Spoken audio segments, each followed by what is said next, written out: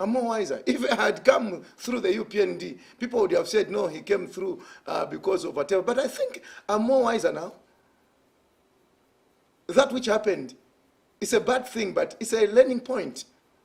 I learned it, and it's a good thing. No hard feelings. My question again still stands, Honorable Jamba. How hard is it to be an independent member of parliament, especially when you're pushing for legislation? It is, and see what? It is very hard. It is very hard because the way our parliament is, when you look at our parliament is a whipping system. It's a whipping system. The only cap, when you see that our members, the independents become very, very important, it's when a clause needs a two-thirds. Because none of the parties have got a two-thirds. But when you talk about these bills, ordinary bills which you pass, which doesn't require two-thirds, you are nobody. Because the political parties like the PF, they have got the numbers to pull what they want. And even the UPND, they will trigger what they want. But if you are independent, it will be very hard for you to pass your own whatever. You have to be very hard and lobby from these parties. Work with me, I work with you. When they'll need the numbers, they'll come to me. But one good thing to be independent, you speak your mind. See me the way I'm speaking here. I cannot be taken anywhere. The party cannot reprimand me tomorrow. I will tell them that what you are doing is wrong. Sometimes in political parties, even the ruling party, the PF itself, there are some decisions where the backbenchers, the MPs, don't agree with the government. But because they have been whipped, they have been told, hey, my friends, please, if you don't do this, you'll be under soup. You have to work like that. But independents, they're free. Well, I think us that are outside the house, we just get to hear these things of independence of mind. Those that belong to different political parties don't have, their own mind to think for themselves. They're driven by what the party decides. Is it true? You're in the house and you interact with the people. It is true. That's what we chose. That's what we chose. In this country like Zambia, we chose that. They say, they will always tell you, no, these people, they follow this one, whatever. You see, what it is that when the political party has got a stand, how can you be, okay, if, let's say, the MPs, you are, say, 70 of you, you go for a caucus. You have heard of caucuses, is it? Yes, of course. There are caucuses. You go for a caucus. When you go for a caucus, when in a caucus, you are going to differ in opinions. Or, I think, let's take this route. But at the end of the day, the majority in that caucus are going to do what? To take the day and say, no. We are going to go this way. And when you get into parliament, you cannot stand against what you discussed in the caucus because you're free-minded. No, me, I did not agree with them in the caucus, so here in parliament I'm going to change. It doesn't happen. So that's why there is a three-line whip. So when you get there in parliament, they had already caucused. Even that bill 10, it was already caucused. The PF had a stance. Those members of PF, the MPs, they had caucused already. So they could not change there because even if they didn't want the bill, some of them, they could not cross the border. Even the UPND had caucused. So that's why those, but some can decide to defile. So you're not part of any of the caucuses? Even if I was part of them. Oh, maybe you're part of the people that HH, locked in his house and gave 4 cousins and Hungry-La. Are you part of that group? I didn't see HH locking people. I didn't see HH locking people. Me, I was against butane. It is me who lobbied the UPND to join hands with me. Not UPND not UPND lobbying me to join hands with them. You get what I'm saying? It was me who lobbied from the MPs of UPND that you people, let us not vote for this. I lobbied with them, and then they agreed with me. So, after agreeing with me, then we did what was supposed to be done. So, not that they came to me at Jamba, can we work with us? No. I had my stand. And because they also stood what I stood for, we agreed. These common allies, when the things, even the PF, when I was voting with the PF, there are things which I was voting with them. We were agreeing. Was I wrong when I voted with the PF? Did I join PF? No. Go into the hazards. Those people who know the hazard at Parliament. You go there from the time I went in 2016. I was always voting with the PF. So did I become PF? No. I agreed with them. I disagreed with them on butane. Only on butane I disagreed with them. Then some people are saying, no, Jamba is a bad boy, Jamba is a bad whatever. Probably eating from two pots. What can I eat? I've not even been given anything. No one can give me anything. Look the way I'm poor. You think if I had eaten anything, I was looking how poor I am like this? That's tired. No, my friend. If I was eating from someone, I was going to be a very rich man this time. But let's get to other issues. Yes, let's talk now. Issues. Let's begin with COVID-19. I think our country has been hard hit with COVID-19. Day by day, we've got a number of people that are dying of COVID-19, and our hospitals, are getting flooded with, patients that are suffering from COVID-19. From your perspective, how have we handled COVID-19 as a country? Have we done well? Are we on the right trajectory on how we are handling COVID-19? Let's begin from there. You see, this COVID-19 is actually to me, it's like a mystery. To say whether you have handled it well or not, sometimes you want to handle something which you understand, like malaria. How have you handled it? This COVID seems not to be understood very well. They said, the first wave which came, we started laughing about it. Oh, these people are saying COVID. Chiwande Kamonga is in Zambia, we are not hit. You see what? When it first came. But now the second wave, they call it the second wave. I don't know how they measure that. This is the first wave, and who brought the first wave and the second wave. We don't understand. Because even the medical people don't even understand it very well. So, to say whether people have done the correct thing or not, you see, if we are going to say, look at the rates in the Western world, like in Europe or in America, we compare with what is happening in Zambia, we are nowhere to compare. Because it seems maybe God who has spared us or whatever. Yes, people have now died. We have seen it with our own eyes. And to say that we are better in terms of handling, that's why we're not dying, it's not true. But to say that some have been spared, we don't know. Some researchers must research why it hasn't hit us so much. Is it because of the grace of God? If we say the grace of God, doesn't God love the Americans? Doesn't God love the Europeans? So you have to understand that there's something which is happening here, how God has preserved us. Of course, the president has spoken a number of times that the COVID-19 is a collective fight. This is not a fight for government alone, it's a fight for all of us as Zambians. I know you don't belong to any political party, but as independent member of parliament, what are you doing to complement the effort that, we are part of government, but what are you doing, especially the people of MWEMBESHI? We are buying, like in my constituents, I bought those, the buckets for washing hands and whatever, sanitizing, bought them, took them on the roads. The council were using, as you're getting to Nampunde, I bought them so that they could, are you getting to Nampunde or getting through MWEMBESHI on the other side? You come out of, disembark from the bus, you wash your hands, sanitize, then you get back, you go. And we have been working, trying to see. But just in case one person gets credit out of that, there's nothing really we have actually done in Zambia so that we could lower down the COVID cases. There's literally, you see, yes, we are trying to distance ourselves. Have you ever gone to Soweto Market? Have you ever gone to City Market? Do you see how crowded people are there? Is there social distancing there? Is there masking there?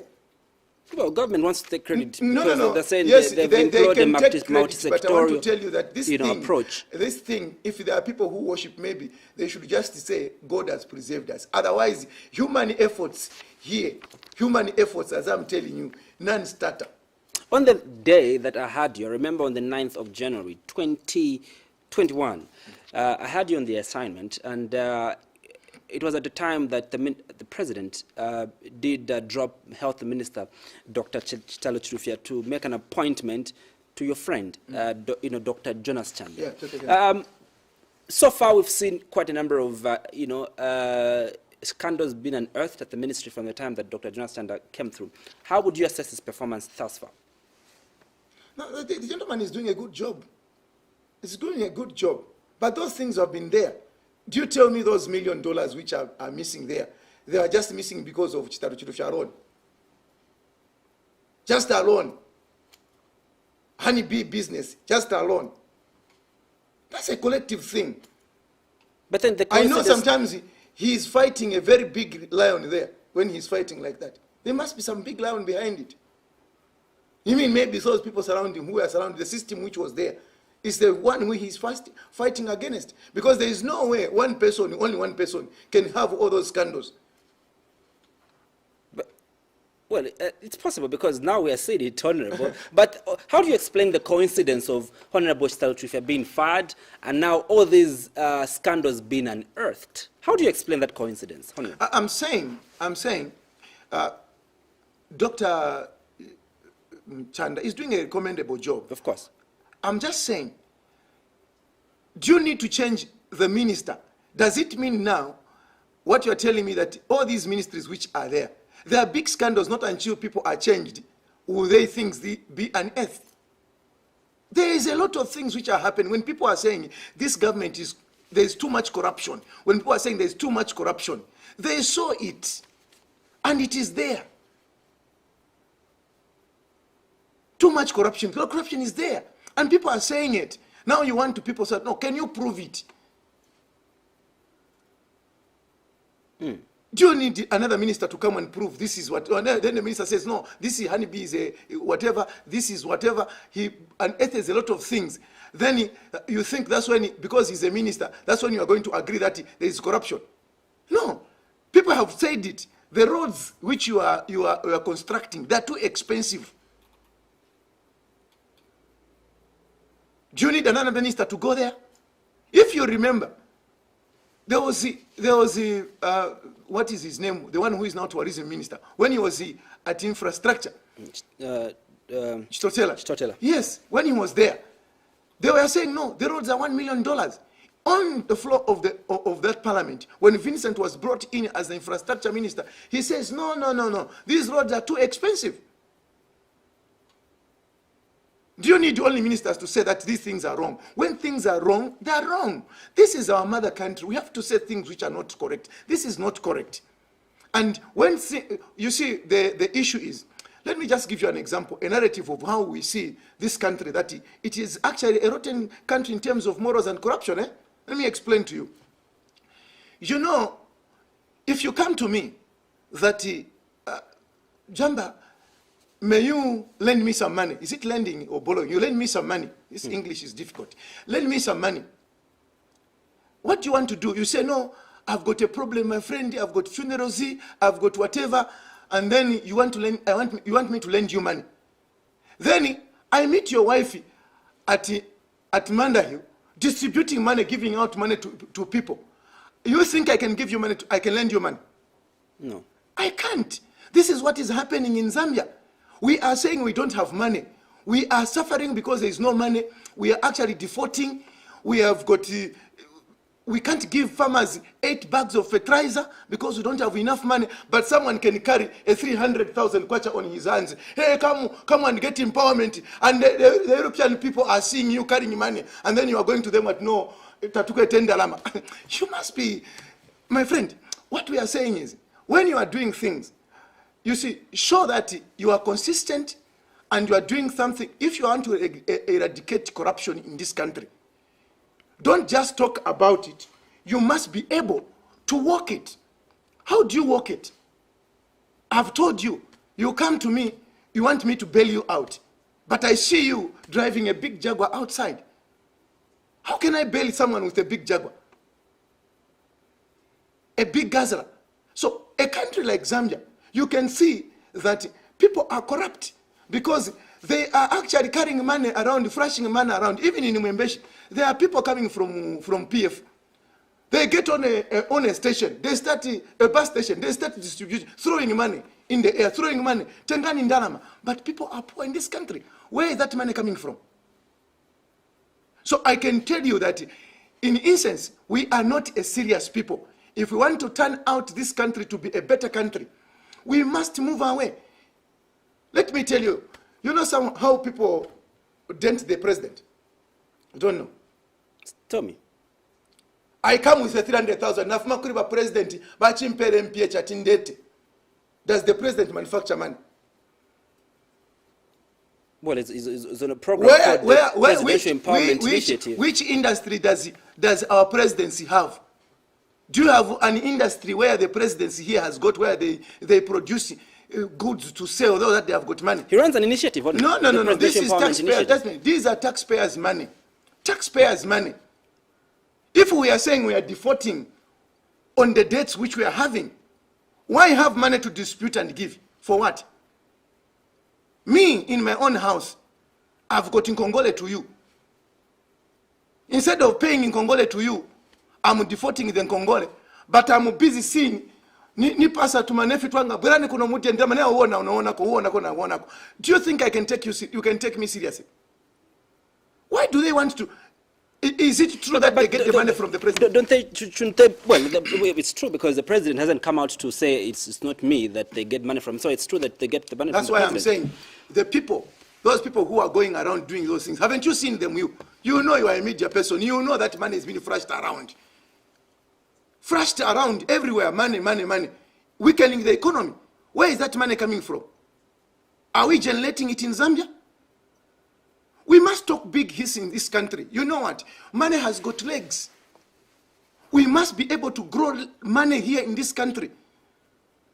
And when we have grown the money, there's a Chinese saying which says, teach a man how to fish. Don't give him fish. That money which is being distributed like in MWEMBESHI, no, but to our president, taitako drama is, but take a 10 pini pa mwamba, and people are wati, but do bandala matachakuru president.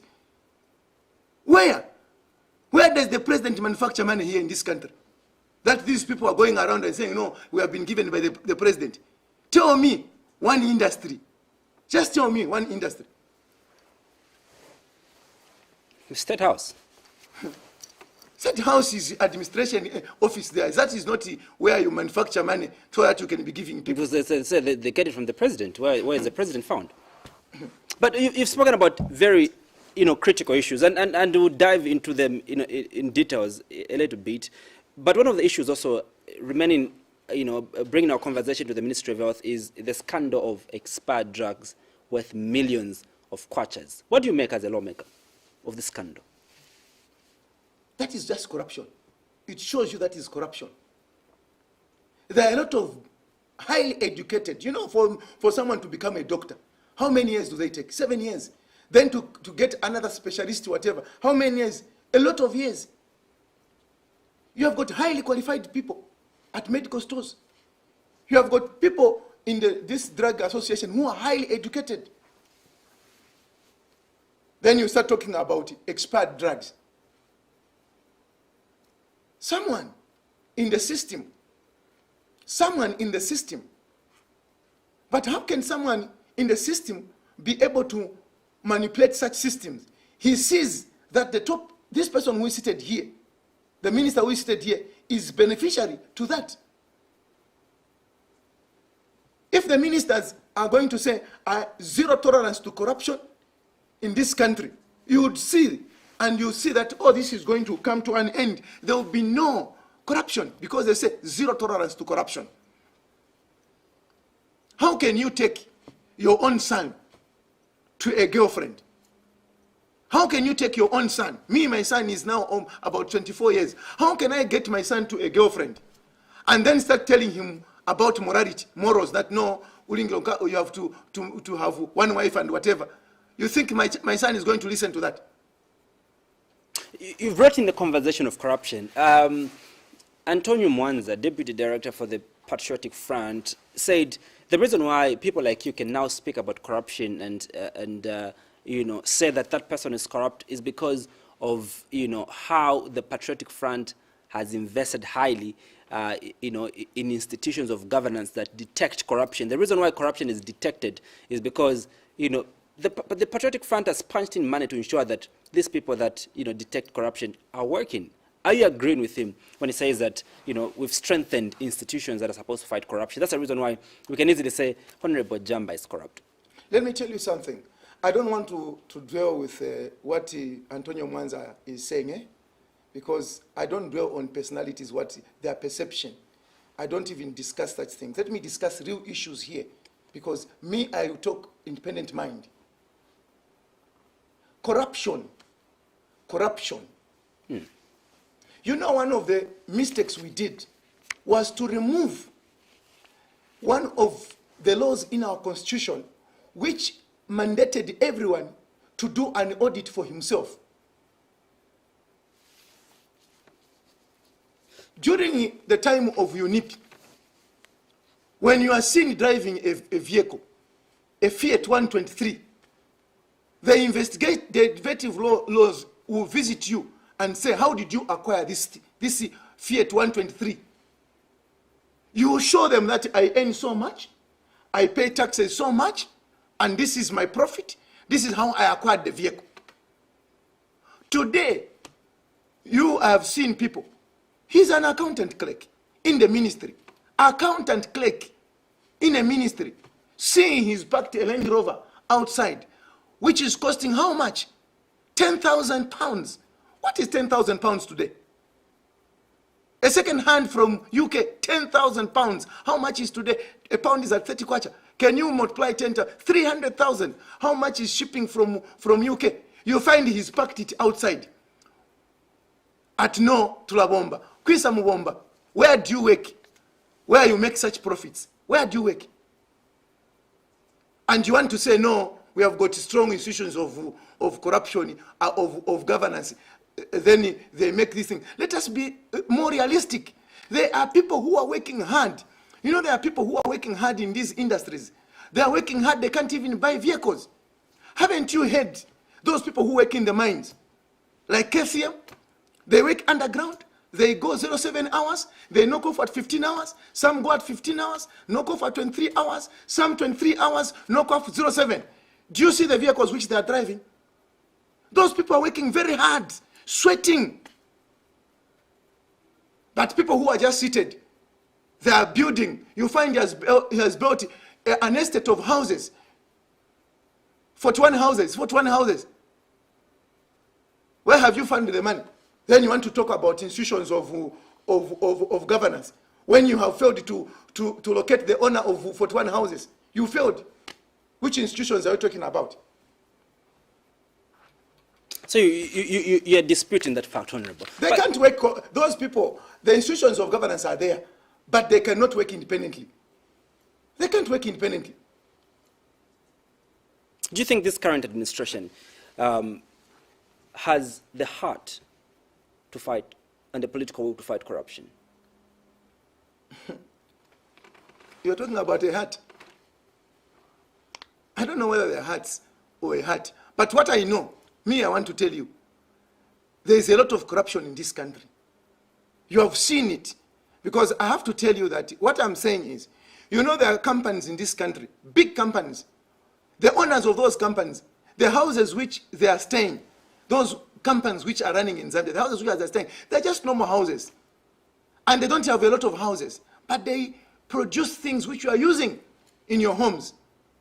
But you who doesn't even produce anything, today, you are seen building houses, mansions, and then you want to say, no, can we prove it? The manner which you are having is corruptly end. Just wait. You will see. When you say just wait, what do you mean, Honorable? There is always a pendulum in life. You know a pendulum? Yes. It goes up, down, up, down. That's how a pendulum is. Seems you know more than what we see. Another critical issue in getting to the topic we have, the Zambia we want. Now, Honorable, you agree with me that Zambia is one of the countries that is endowed with a lot of natural resources. We've got nearly all the minerals that we need in this country. MWEMBESHI, you boast of MWEMBESHI, you know, being a hub of natural resources, but yet it gets a little in terms of the returns that it's supposed to get at the end of the day. Where do you think we are missing it as a country in terms of ensuring that these natural resources are used to our benefits as the people of Zambia? I want to think that the patches which you have passed through as a country, from the time when we privatized the mines and where we are and how we are getting here, sometimes we are not serious. There are some times when you are given a responsibility to run a company, then you don't run it the way it's supposed to be run.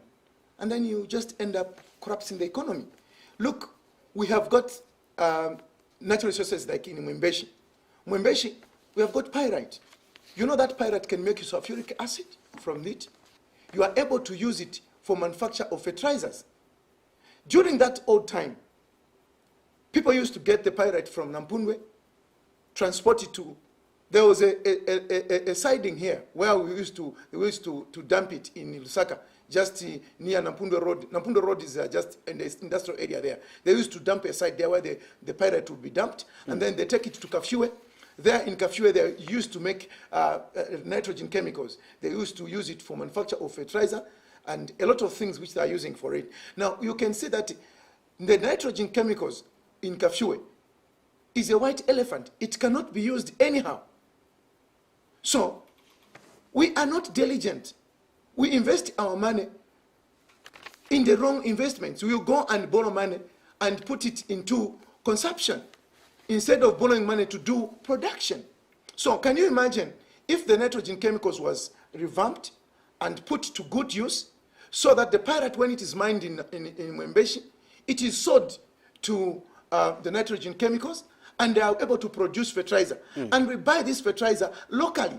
We could actually improve the lives of many people in Zambia. But look at it. What do? We prefer to order fertilizers from other countries, creating jobs for others. When we come here, these companies, they do repackaging, and then they start distributing when we are paying a lot of dollars. So we are weakening our currency. These are things which we are supposed to be doing in this country.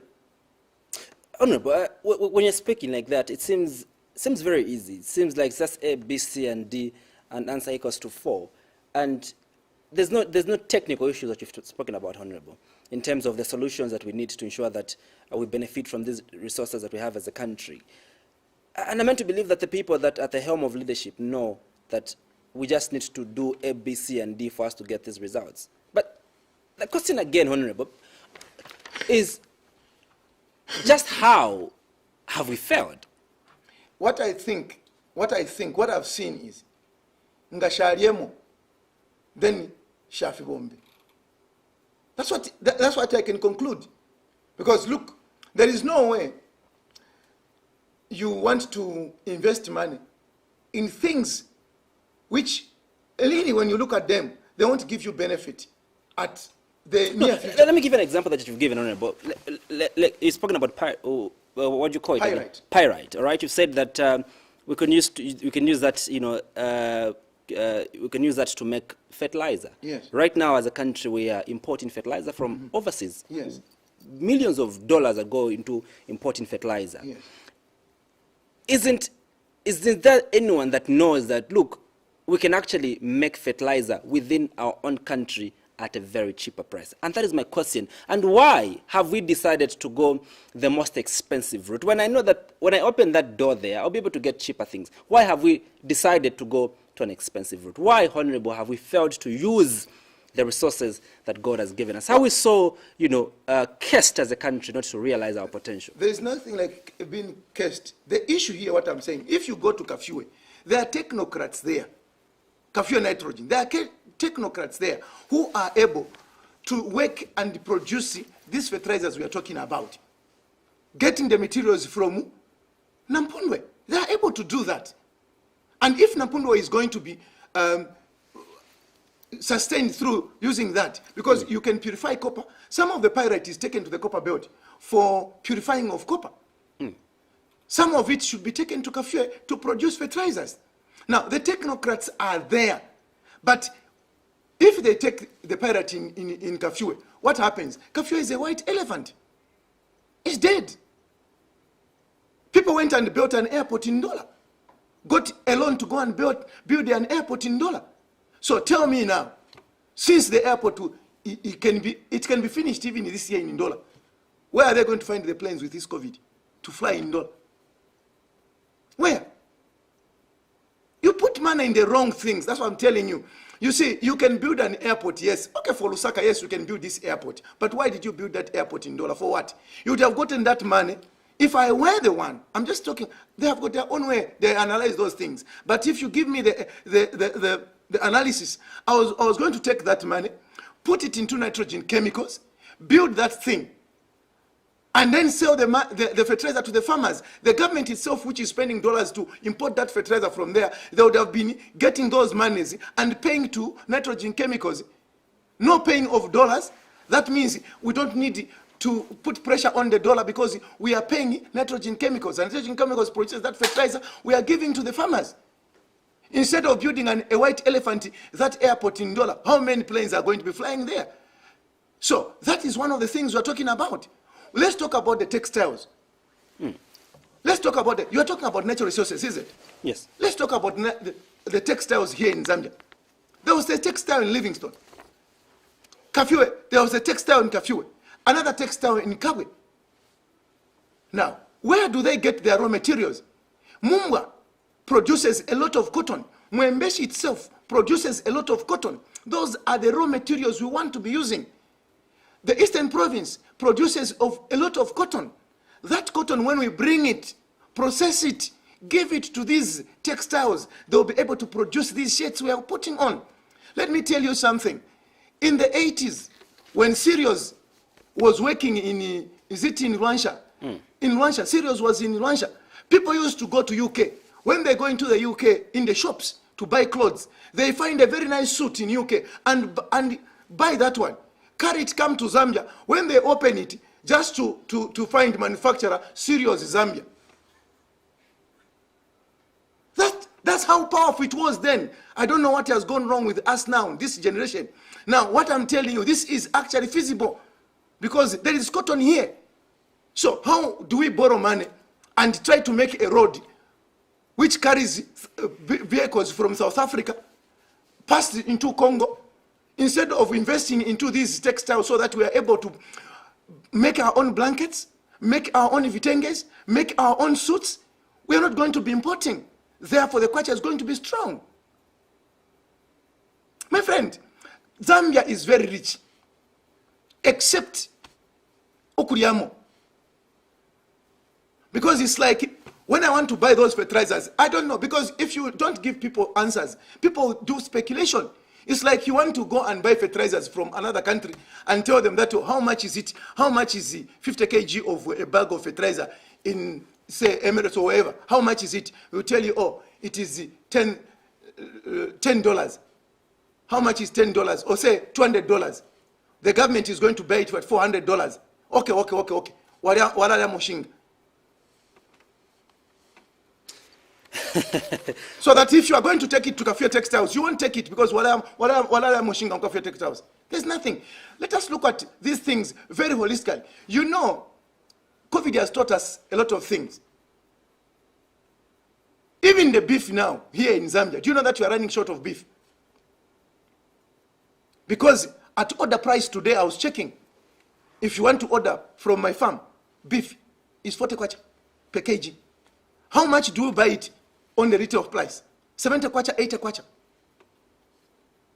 With this kwacha which is falling, we can't even talk about a kwacha. We lecture as our leaders with the hope that you address these many issues of poverty, these many issues of inequality, these many issues of early child marriage, these early issues of mismanagement of resources. But more often than not, you've been a great disappointment to the people of Zambia, you our elected leaders, because our hope lies in you, the people in the House, to speak for us, you know, with some of these injustices, but we seem not to be getting a good deal.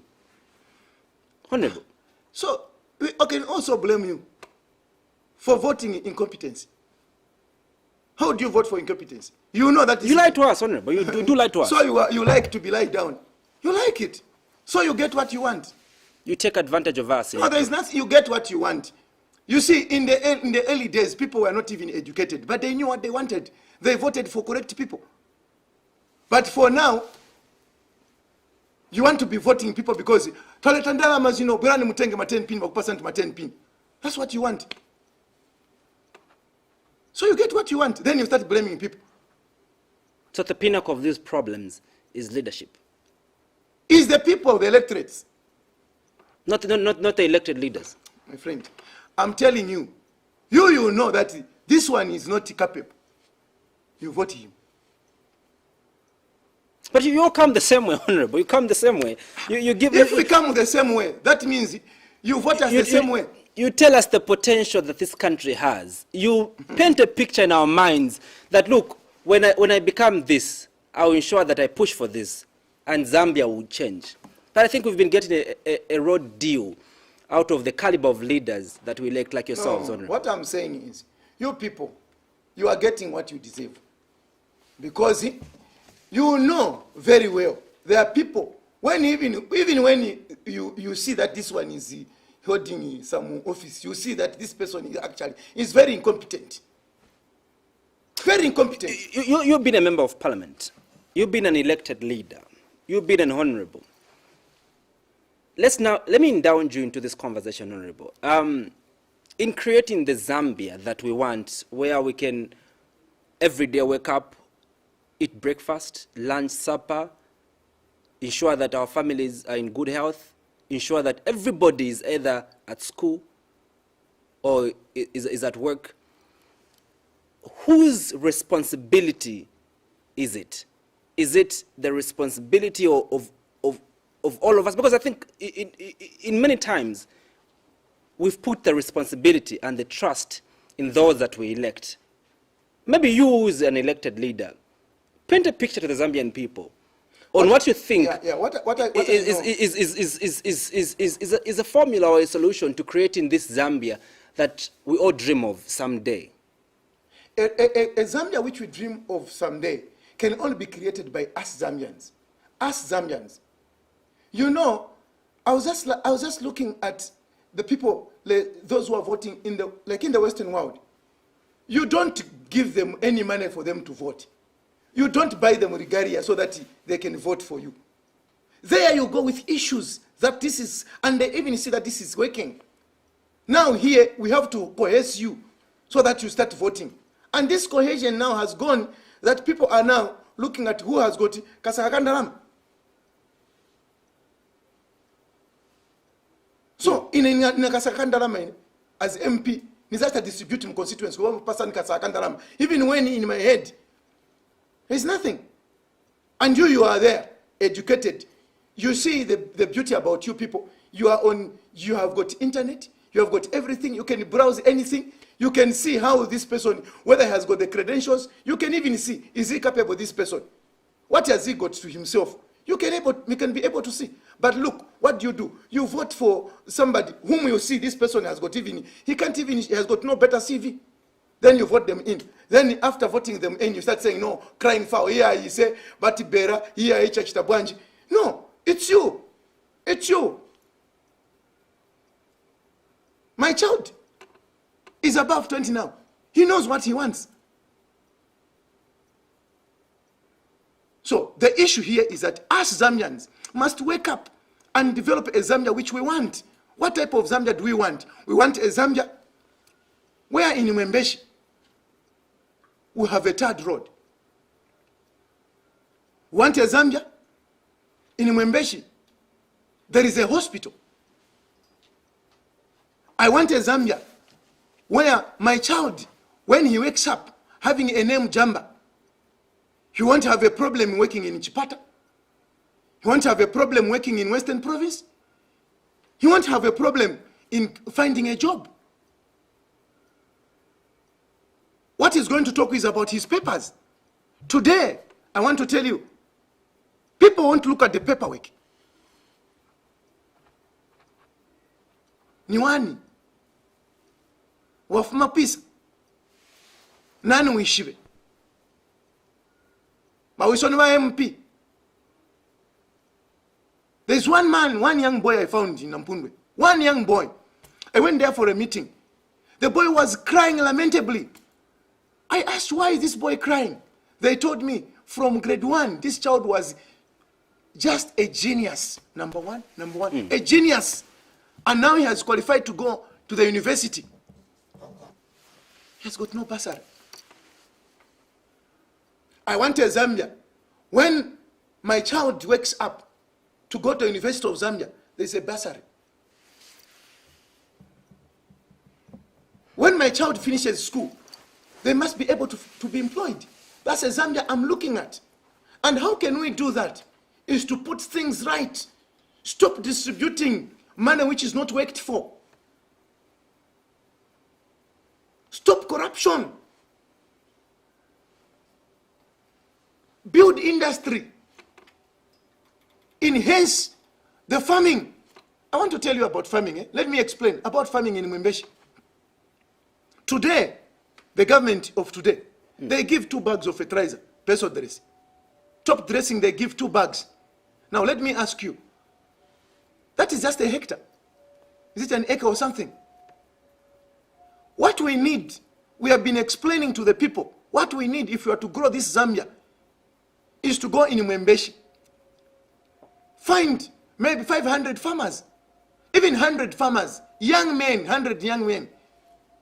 Put them on FISIPU that you are going to be given 16 bags of beso dress, 16 bags of top dressing. We are going to give you 300 kgs of seed for 3 years. Then you start running on your own.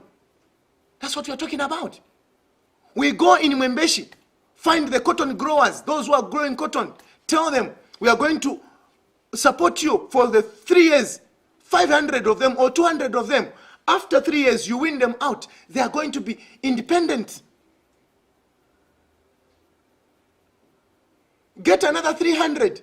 You see, you have people distributing 1 cow, 1 cow, 1 cow. What can you do with 1 cow which hasn't got even a boo? You know, some people who have not done agriculture, they are actually a problem.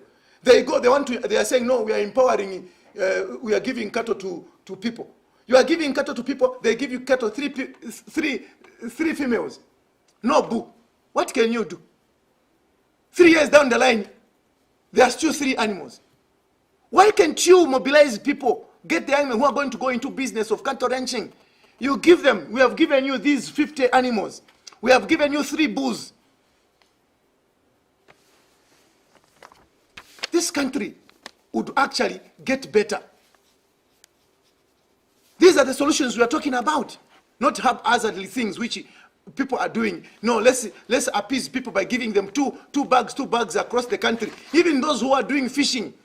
Can you imagine my friend in Western Province who lives in the friends, my cousins in Western Province, they live in Maribala, where their flood plains is flooded. They give them 2 bags of fertilizer or beso dressing so that they can apply there. What can you apply in a flooded area? That shows that there's something which sinister about that thing. We want to see a Zambia where those people who have got rivers that in Wapula, we give them a lot of fish farming, a lot of it there, so that they grow a lot of fish. Those who have got plains where they can grow cattle, we give them a lot of cows. Maybe we have about 6 minutes to go before we finish, Honorable. You've done. we have exhausted an hour. But I've taken time to understand some of the challenges in Mwembeshi, and you've highlighted challenges and subsequent solutions to those challenges. And one probably seated and is saying, but why haven't this been done? I think the man knows exactly what the people need. The man knows exactly where to touch, but why hasn't he pushed? This is the problem we are having in this country. You see, there is the legislator, there is the judiciary, and there is the executive. So let us separate these things. When you are not in the executive, people should not give you jobs of the executive. It is the executive which is supposed to implement what I'm talking about here. It's not a member of parliament.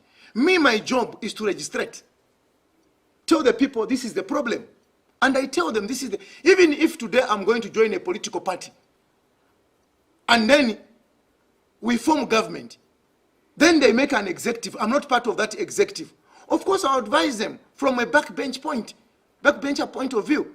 But the major things which are supposed to be run, that's why there are ministries. These are the things which are supposed to be happening by the executive and their ministries. That's why they are given even a budget.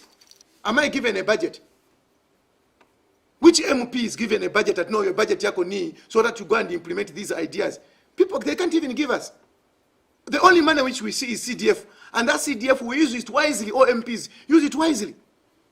That's the only money we see. Would you say it's across all constituencies, or probably it's only those constituencies that belong to the opposition and like yours, which is independent, that are not being empowered enough to ensure that the livelihoods of the people in those constituencies change? It's across the country.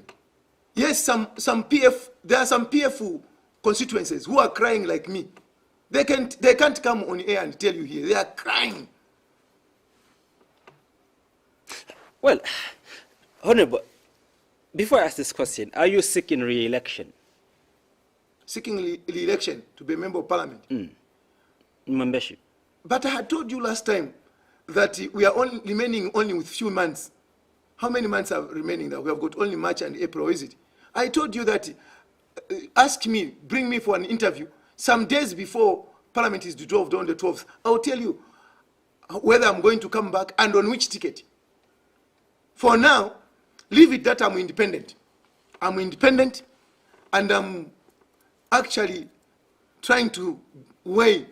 Yeah, and my question is: are you seeking? Are you still going to go in the battlefield and go back to the people of Mwembeshi to ask for a vote again? That is my question. I'm not asking which ticket you're going to weigh. That's what I've answered. I've answered. You haven't made your mind yet. I haven't yet made my mind, because is it worth it? That's a question which I always ask myself. Is it worth it? Because even if I talk like this, I talk in parliament, this executive doesn't want to do what I've asked them to do. They haven't done a road in Mwembeshi. See, they haven't done a road. We have been talking about it, I don't know how long. They haven't done anything. People can just label you to be a very bad person because the executive is not working. I've seen hundreds of young people, and as well as old, that are seeking to be members of parliament, and they're promising a lot of change. Let me tell you something. When you don't know what you are looking for, you don't know.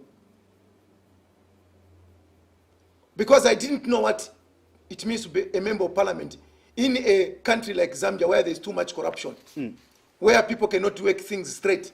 I came in thinking that things are straight. They're not straight. But that's why we are talking like this, want things to be straight. People who talk, sometimes they just talk, they don't even know how that parliament works. But I'm telling you how it works. 3-line whip. I see some people coming here blaming MPs, no MP Chachitabwanji, MP Chachachan. And they leave the executive. The jobs of implementing projects and policies is actually by the executive. So the executive, if it is not doing the correct things, they are going on the wrong direction. There is nothing which you can do as a member of parliament. Yes, you can tell them, but you don't have the kandalama to go and implement the projects. We don't know whether the concern is genuine, because you've educated us here that it's a job of the executive, really, to implement policies that are made at that level and to ensure that constituencies are being developed. It's a job of the executive. Yes. And clearly, the current executive and where you're serving as MP, obviously, they haven't done enough to ensure that the people of Mwembeshi are out of this economic doldrum, this poverty, this, and all those challenges that the people are facing through. What is the way forward for you, especially, and I want you to address the people of Mwembeshi, and lastly address the people of Zambia. What is the way forward from the standpoint of you as a member of parliament, and the advice that you could give to the electorates in Mwembeshi and also the electorates of this beautiful country of Zambia? Let me tell you something. I watch telesoccer. I like telesoccer. I watch Chelsea. I support Chelsea. At some point, there's a coach who substitutes players. Substitutes players. He puts this one, he puts this one, he puts this one, this one. The team is not winning. At some point, the coach himself must be replaced. This is what we are saying. People must be replaced in this country. Removed.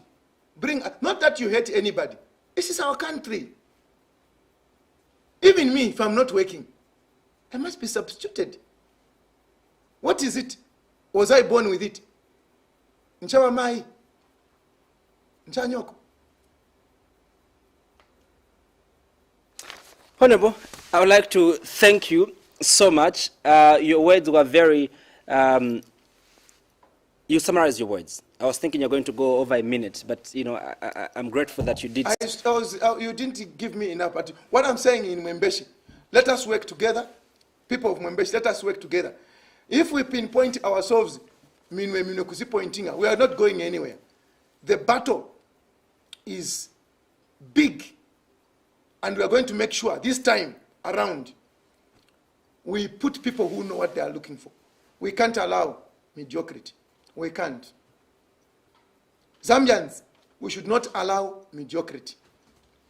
No one should be allowed to say, no, nipase ko 10 kwacha, nipase ko so much. Let us be given things to do so that we earn our own money. Why should people be insulted, be given money as well? That's what is in Daram. It's an insult. Let us work for our own money. From your hands, God said, from your sweat, you shall eat. Why do you want to eat without sweating? Zambians, why do you want to eat without sweating? Let us work for the money. Not yema politician, your forest servant. Honorable Machila Jamba, I wish you all the best ahead of the elections on the 12th. I don't know whether you've made your mind or not, but clearly you haven't made your mind yet. But I wish you all the best, whether you decide to run again or not run again. I wish you all the best in your endeavors. Thank you. All right, thank you. Indeed. Thank you so much for those that joined us across the continent of Africa, those that joined us within Zambia. Thank you also so much to my producer and director, Mavuto Piri. My name is Andrew Mwansa. See you Sunday for yet another special edition of The Assignment. For now, good night.